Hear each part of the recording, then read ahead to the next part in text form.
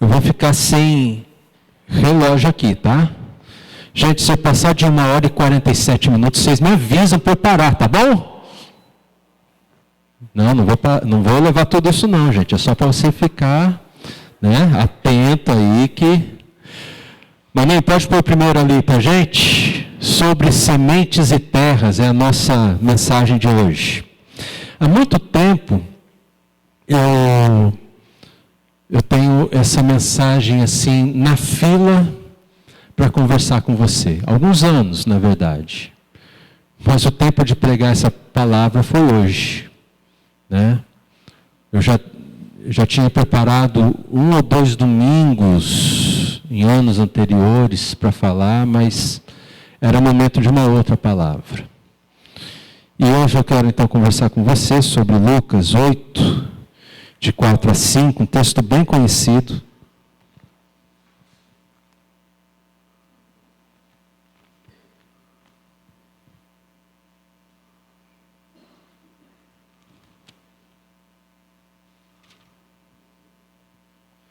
Todo mundo achou?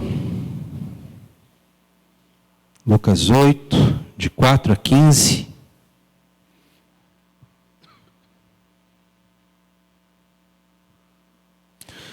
Sobre sementes e terras. Diz assim a palavra de Deus.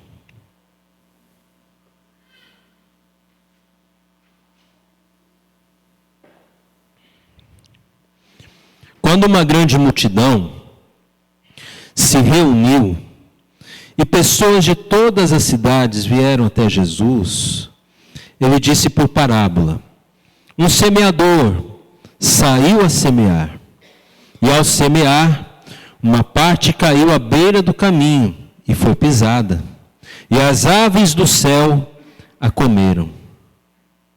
A outra parte caiu sobre a pedra, e tendo crescido, secou por falta de umidade. Outra caiu no meio dos espinhos, e os espinhos, ao crescerem com ela, a sufocaram. Outra, enfim, caiu em boa terra, cresceu e produziu a 100 por 1.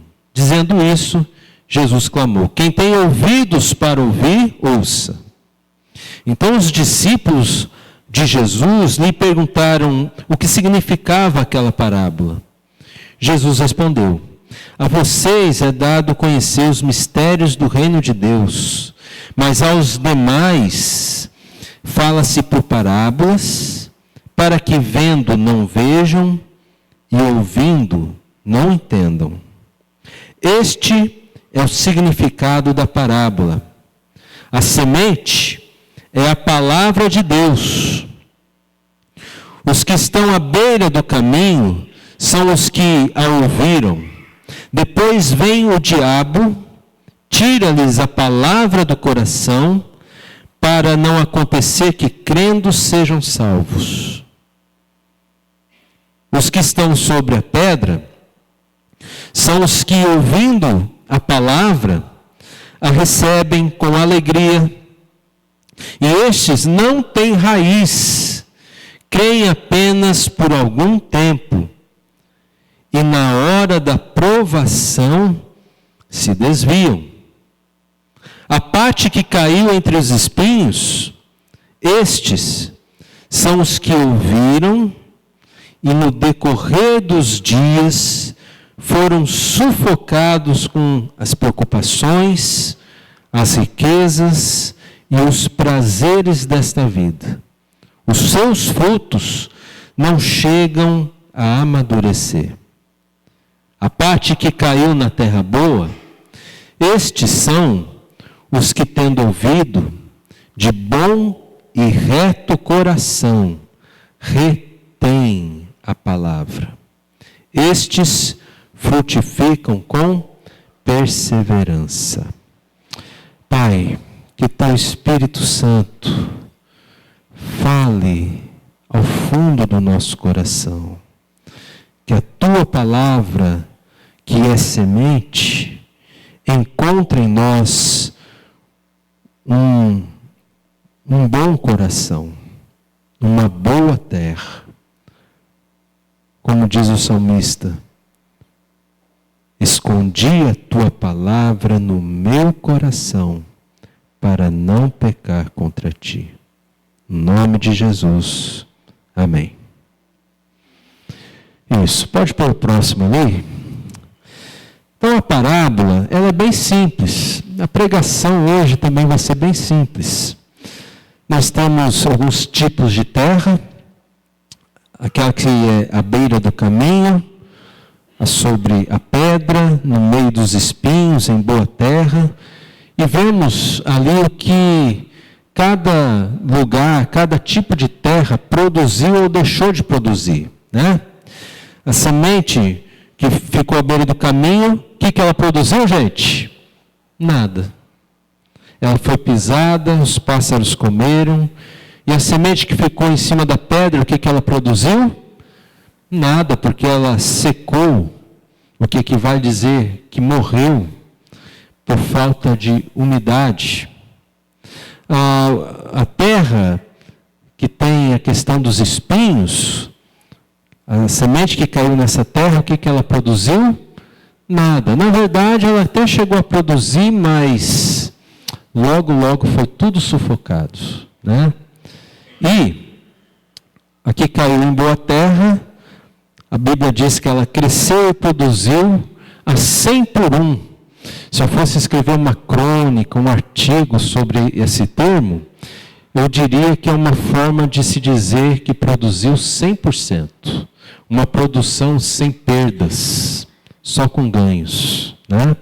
Na próxima tela ali, nós vamos começar a ter a explicação da parábola. Nós temos como personagens o semeador. Quem que é o semeador, gente? Jesus. Nós temos a semente. O que é a semente? Palavra de Deus. E a terra, os tipos de terra. O que elas são? O nosso coração, a nossa vida, né? É interessante, meus irmãos, que o semeador, por ser Jesus, você vai ver que não tem nada de errado com o semeador, né? O semeador não fez nada de errado aqui. Ele vai semeando. Esse é o trabalho do semeador. A semente também não tem nada de errado com ela. Porque se der um pouquinho de espaço, ela vai germinar. Ela vai frutificar. A semente é a palavra de Deus. É interessante, meus irmãos, olha só que bênção. Às vezes você gostaria de um dia estar pregando, mas falar em público, né, te deixa nervoso e tal. Você sabia que não é tanto o desempenho do pregador, mas é a palavra de Deus que tem poder. A grande questão não é se o desempenho do pregador é bom ou não, mas é o tipo de terra que há no meu coração. Essa é a pergunta certa. Qual é a terra do meu coração quando eu ouço a palavra de Deus? O que produz na minha vida a palavra de Deus? Essa é a pergunta. É isso que nós precisamos conversar e ver hoje. No próximo slide, nós vamos começar a ver então os tipos de coração. E o primeiro tipo de coração é aquele que, né, é a terra à beira do caminho, né? E é interessante que tem a ver com aqueles que ouviram a palavra de Deus, né? Ouviram a palavra de Deus, mas estão na beira do caminho. Por quê? O que a palavra de Deus produziu? Nada. O diabo tirou a palavra. É isso que Jesus está dizendo, né? E não vai haver salvação para essa pessoa, porque a palavra não ficou escondida no coração. Olha que interessante. No site dos Vencedores por Cristo, acho que é uma parte deles que fica, acho que lá na Bahia, inclusive, eles escreveram um artigo sobre essa parábola, e é interessante que eles colocaram que o coração, ele está endurecido. O coração está fechado com seus próprios ideais, com suas próprias ideias, com seus próprios caminhos e experiências. Né? Então, veja bem, uma pessoa que sofreu na igreja. Quem nunca sofreu na igreja, gente? Igreja é o lugar que a gente sofre.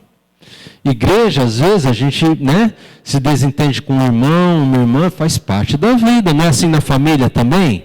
Família de sangue, família de fé, nesse ponto é tudo igual, né? A gente sofre. Aí tem alguma pessoa que sofreu, e aí ela tomou um caminho. Que caminho ela tomou? Olha, eu vou fazer amizade com o pessoal lá da igreja, mas até um certo ponto. Eu vou colocar limites, mas são limites bem, assim, de me afastar bastante, para eu não me machucar nunca mais. Gente, nunca mais não existe. Se você não se machucar na igreja, você vai se machucar em outro lugar. Não existe não me machucar nunca mais.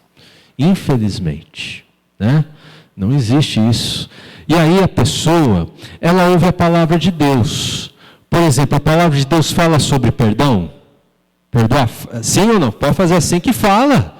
Fala sobre perdão. Ó, o irmão lá te machucou, você quer curar? Perdoa. Tem que perdoar o irmão. Não sei o que ele falou para você, o que disse. O teu pai lá, o que teu pai falou, tua mãe falou que você não gostou. Tem que perdoar. Tem que perdoar. Mas você está tão endurecido porque você já escolheu o seu caminho de não perdoar. E você continua se afastando. Olha só o que aconteceu. O diabo está roubando a palavra de Deus de você. A palavra de Deus diz para você perdoar, mas você não perdoa. Você cultiva a tua mágoa, a tua ferida. A tua ferida é quase que um ídolo para você. Gente, olha como eu estou ferido. É a chance que você tem de chamar a atenção dos outros para si mesmo. Né? É muito triste essa situação. Ok? Então, esse é o tipo do coração à beira do caminho. Inclusive, é interessante, que Jesus disse assim, eu sou à beira do caminho, a verdade e a vida. Não é isso que Jesus falou? Como? Eu errei? Ixi, Jesus disse, eu sou o caminho. Estar à beira do caminho significa que eu não vou caminhar em Jesus. Significa que eu tenho meu próprio caminho, minha própria orientação, a minha própria vontade, o meu próprio jeito de lidar com feridas, dores, expectativas e tudo mais. Eu não vou fazer o que a Bíblia me fala para fazer, eu vou fazer aquilo que eu optei por fazer por mim mesmo, à beira do caminho. Amém, gente? Misericórdia, gente. Então, esse aqui é o primeiro tipo de coração.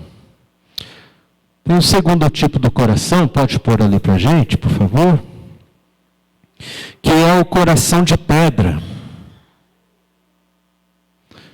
As pessoas ouviram a palavra de Deus, também ouviram, gente, olha, e receberam com alegria, né? E por algum tempo até cresceu. Mas o que aconteceu? O que a palavra de Deus produziu nessas vidas? Nesse coração de pedra? Nada, porque a palavra de Deus morreu. Porque não havia raiz para a palavra de Deus. Aliás, a palavra de Deus não conseguiu enraizar nesse coração. Faltou raiz para esse coração. E aí, na hora da provação, a pessoa desanima, a pessoa se pergunta, mas o que eu fiz de errado? Eu acho que Deus não gosta de mim, só gosta lá de quem está lá aparecendo na igreja. Não, gente. É mais simples, é que você não teve raiz. Deixa eu falar uma coisa para você. com certeza, mais cedo ou mais tarde, vai chegar a hora de uma provação para você.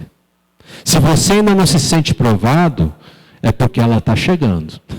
A provação. Provação é um jeito de Deus fazer prova com a gente. Lembra a prova da escola? Do colégio? Então, você está aprendendo com a palavra de Deus? Está estudando a palavra de Deus? Vai ter prova. Aí vem a prova, a gente não tem raiz. O que acontece? A gente é reprovado. Não é? Não é assim, quando a gente faz prova na escola? O que eu quero dizer com isso? Que vem a provação e a gente não consegue lidar bem com essa provação, a gente não sabe nem como fazer, nem como fazer acabar. A gente só quer que passe tudo quanto antes e a coisa parece que vai demorar e mais e demora. Como que a gente faz? E esse desespero todo é um retrato de um coração que não está enraizado com a palavra de Deus. O maior erro nosso é pensar que só receber com alegria é suficiente para a fé. Mais que receber com alegria, eu preciso deixar a palavra de Deus ser uma raiz profunda no meu coração.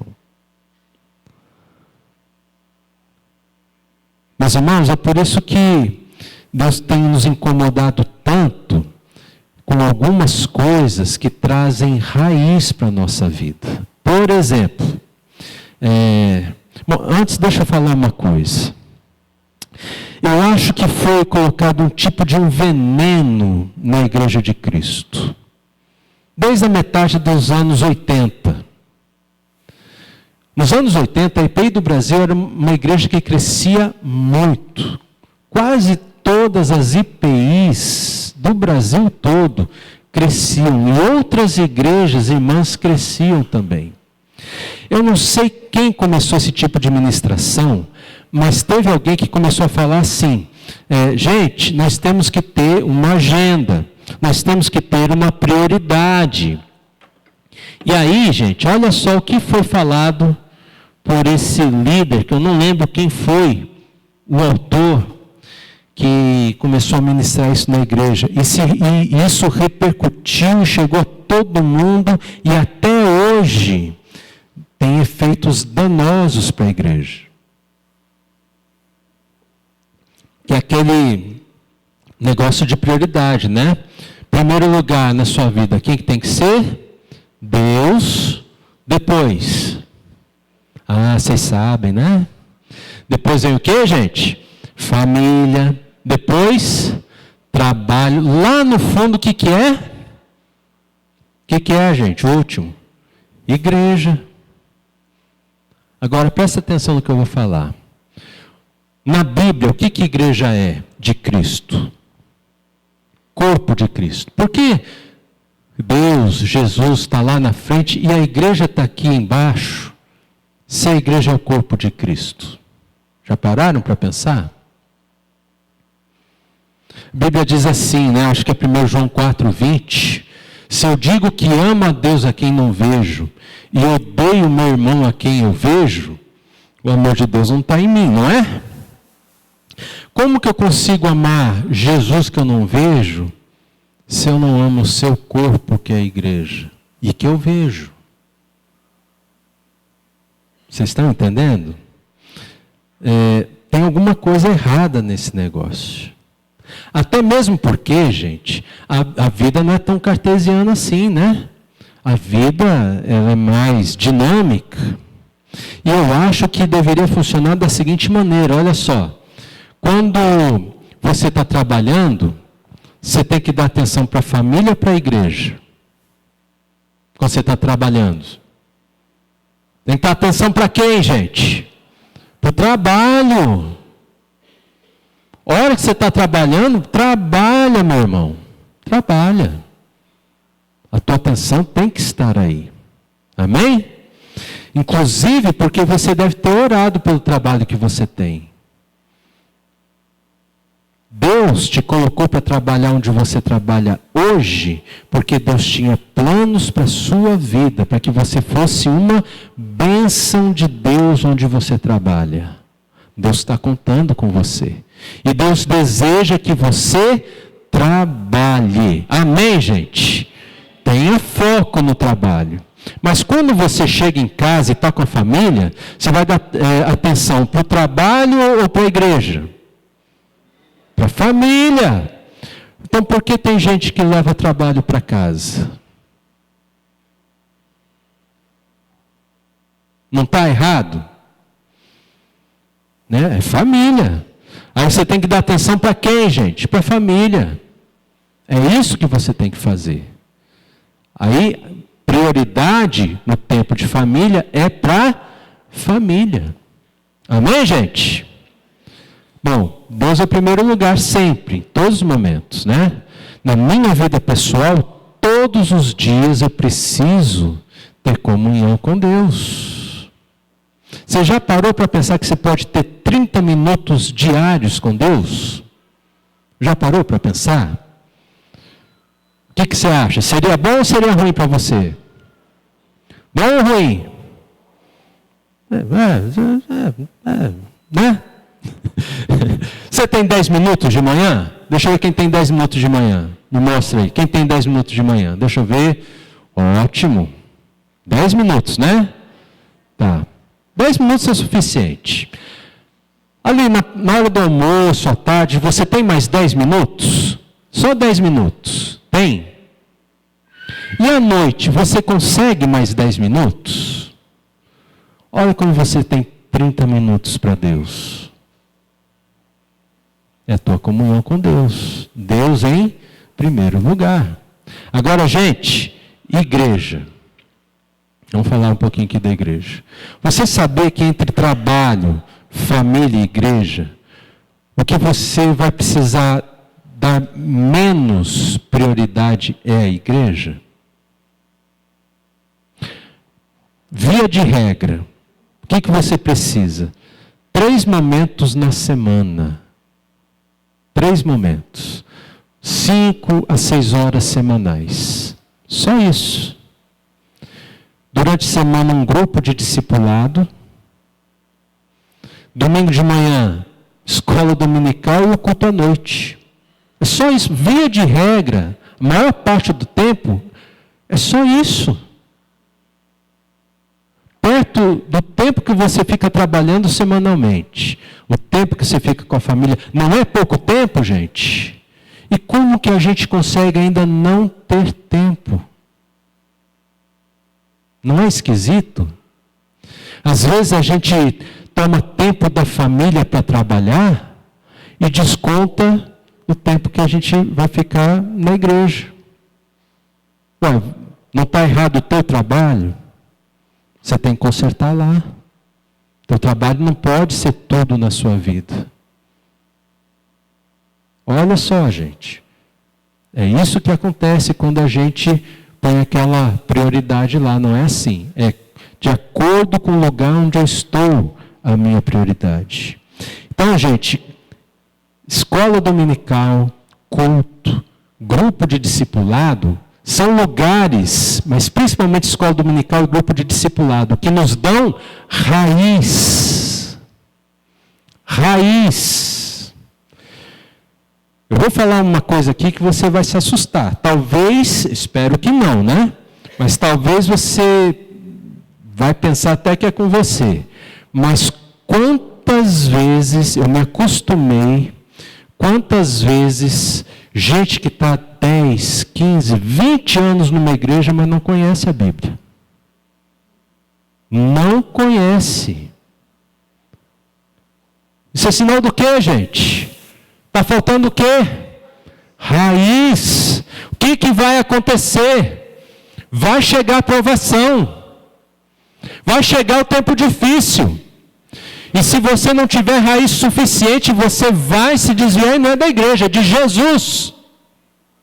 Você vai se desviar da fé. Você vai cansar. Vai dar ruim para você. Você vai colocar a culpa em todo mundo. Mas você nunca vai se lembrar que, na verdade, o problema é que você não teve raiz. Cuidado, meus irmãos. Eu me preocupo muito porque, eu não sei se você sabe, né?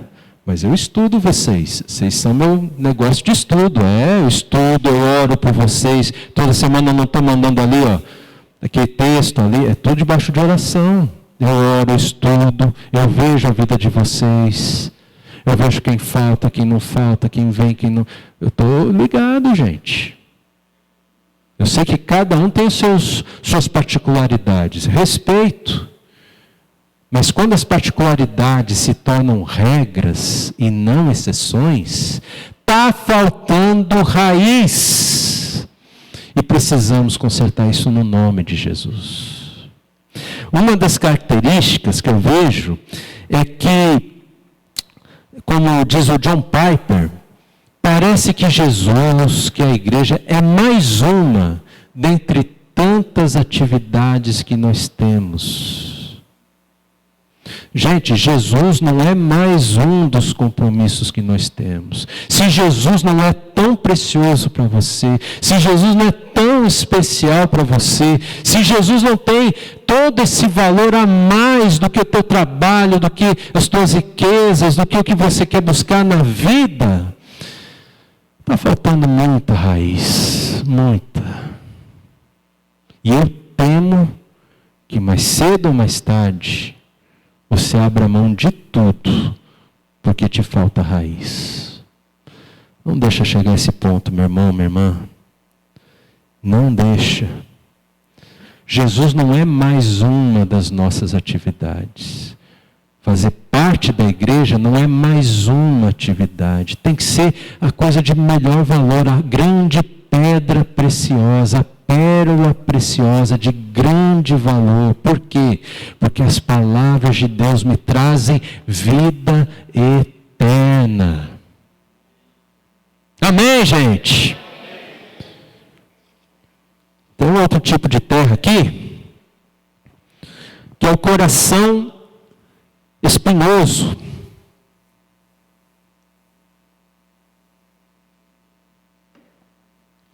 O coração espinhoso. Aqueles que ouviram a palavra de Deus. Olha que interessante. Ouviram a palavra de Deus. Mas com o passar dos dias, sufocaram por 3 motivos, pelo menos. Ou por ambos. Por amar preocupações, por amar riquezas e amar os prazeres desta vida. E quando você ama preocupações, quando você ama riquezas, quando você ama os prazeres dessa vida, o que a palavra de Deus produz? Nada. Não tem espaço para a palavra de Deus. Não há espaço nenhum. E se cresce alguma coisa, nunca chega a amadurecer. É o sinal de alguém que se distancia de Deus. Não abre mão de nada, mesmo que seja por amor de Cristo. A vida espiritual fica sufocada. Amar preocupações tem a ver com o sustento, com os filhos, com a saúde. É aquilo que até já falei, né? Eu amo estar preocupado. Tem um texto, um artigo lá da ONU, que eu estava lendo outro dia, que fala assim, né? As pessoas gostam de mostrar sua importância, sendo sempre excessivamente preocupadas. Olha só, tem gente que ama ser preocupado. Não pode ser assim, gente, né? Deus vai cuidar do teu sustento, cuida dos teus filhos e cuida da nossa saúde. Aleluia! Mas tem gente que ama as riquezas, a conquista, o status, o bem, os bens, o poder de compra. Não é que só os ricos pensam nisso. Às vezes nós somos pobrinho, mas a gente quer mesmo estar lá em cima, né? Poder de compra lá em cima, podendo comprar tudo, né? Ter geladeira lotada de tudo é o nosso ideal. E isso não vai fazer você uma pessoa melhor, nem feliz. Ou amar os prazeres dessa vida, vida social, beber, comer, daí que vem os vícios. Quantas pessoas lidam com vícios na vida? Gente, tem alguns professores da psicologia que dizem que nós somos, no mundo inteiro, uma sociedade viciada em alguma coisa. Você pode ser viciado em bebida, em remédio, em calmante. Você pode ser viciado em trabalho, viciado em lazer, viciado em academia. Olha só! Viciado em não ser viciado de nada. Então, é tanto vício, gente. É tanto vício. E tudo é motivo para a gente amar cada vez mais esse tipo de coisa. Olha bem essa figura que está aí, gente. Está vendo? Dá para entender? É uma mulher que parece que não é religiosa e duas religiosas do lado, né? Estão vendo? Dá para ver? Elas têm algo em comum na mão. Parece que é um sorvete ou um doce. Eu achei tão icônica essa foto, porque a mulher que não é religiosa, ela está com um dos prazeres da vida, e não é errado, tá, gente? Comer doce, sorvete, nada disso, né? E as religiosas estão comendo o mesmo doce que ela. Mas eu achei interessante porque, às vezes, nós nos identificamos como religiosos, mas que buscam pelo mesmo prazer que pessoas religiosas têm. Não é interessante? Não é assim muitas vezes? E se isso acontece, provavelmente eu esteja amando muito mais riquezas, prazeres dessa vida do que eu estou imaginando. Né? E aí, meus irmãos, como que é? Qual que é a verdade sobre nós? Esse é o coração espinhoso. Próximo é o coração boa terra. Também ouviram. Não é interessante, os 4 tipos de corações, todos eles ouviram. Todo mundo ouviu. A palavra foi falada. A palavra foi lançada. A semente que é a palavra de Deus chegou até todo mundo. Mas só 25% do auditório de Jesus, por assim dizer, recebeu com um bom coração, né? O que a palavra de Deus produziu, cresceu e produziu quanto por cento, gente? 100%. Olha que produção maravilhosa, né? Qual é o segredo para que a palavra de Deus produza na nossa vida? Se você falar com qualquer pessoa da roça, ela vai falar que antes de plantar, você precisa revolver a terra, né? Mexer com a terra, abrir a terra, jogar a semente e fechar a terra de novo. Guardei a tua palavra no meu coração para não pecar contra ti. Eu abri o coração, veio a palavra de Deus, eu fechei de novo. Isso. Eu vou fazer uma pergunta aqui, eu já fiz em algum momento, mas talvez nem todos tenham ouvido.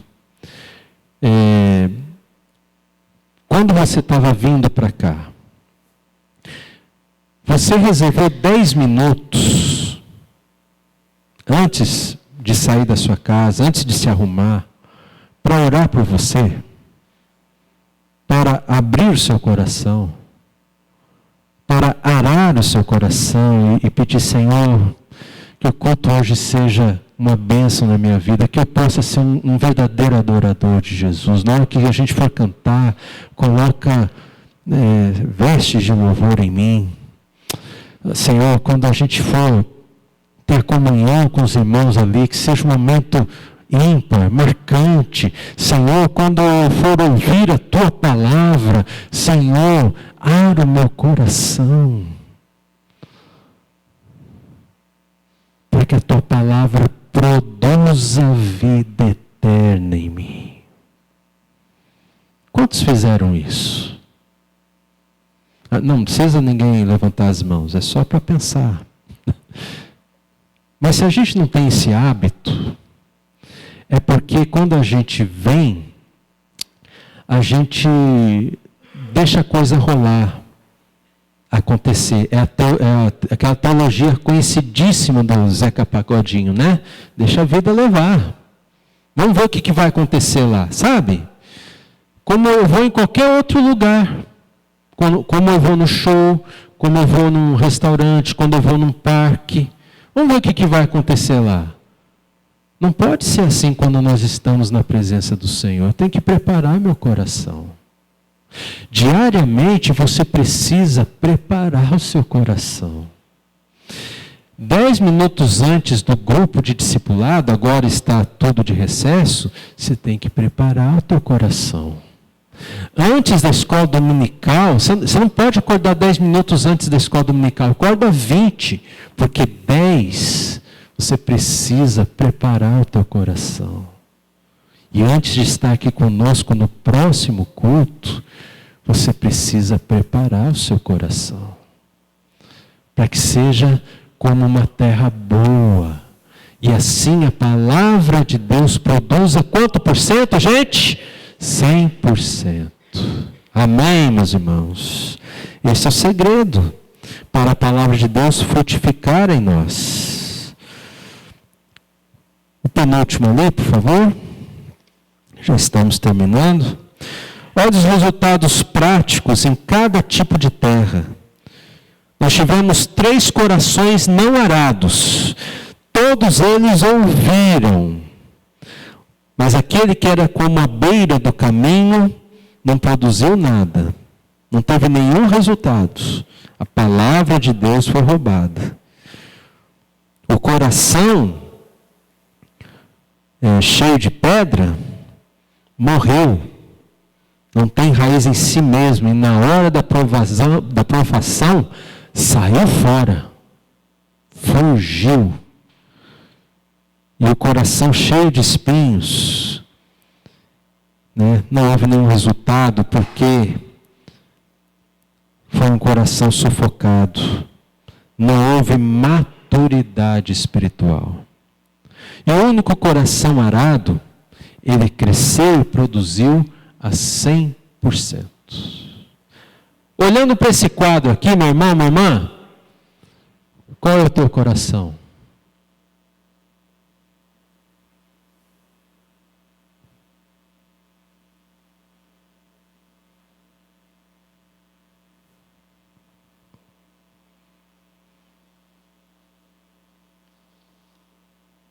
Se você me disser, e é tudo que eu quero ouvir, que o teu coração está arado por Deus, oh Senhor, é tudo que eu quero ouvir de você. Pastor, eu quero que você me diga, onde estão os frutos?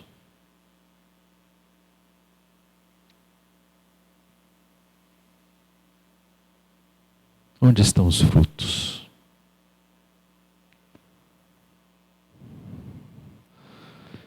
Para finalizar,